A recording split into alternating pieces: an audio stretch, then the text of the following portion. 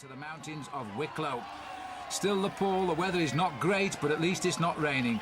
Well, at least it's not raining, and Boorman's going to get a lot of challenges here from riders like Eric Zabel and Mario Cipollini, who in the overall standings are not too far behind him, but he looks pretty confident in the yellow jersey. Well, Ireland have turned out in their thousands here. This is the sprint at Bray. A little group here taking it out. Jan Zerada taking it ahead of Eric Zabel and Fred Moncassin. There's the result. Those time bonuses at this stage of the Tour de France are always so crucial. Onto the climb now. This is the climb of Wicklow Gap, and a little breakaway still clear, headed by Zanini. Jens Voigt sat at the back here. Well, Jens Voigt is sitting here because he's the teammate of Chris Boorman, who's the overall leader. He's not going to contribute anything at all to the success of this breakaway, and he'll sit at the back and hope they can stay clear, because if they do, he'll be the man who'll be taking the yellow jersey this afternoon. But in the main field behind, it's Mario Cipollini's Seiko team who are on the front, trying to pull it all back together.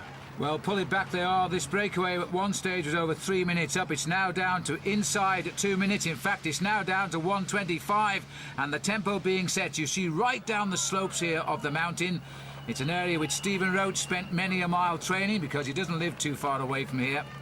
Mirko Crepaldi from Polti on the front there, and you can see the speed of the main field behind Phil. They want to pull it all back together because the sprinters want to have their day. Men like Zabel, Tom Steels and Cipollini feel that these opening days of the Tour are the most important for them. Richard Virenque and his Festina team riding under something of a shadow at the moment, with the arrest of their masseur, Willy Voigt, and they've found dope in his car over in Belgium. We're into the park, and there's the crash. It's just happened as they've come into the park.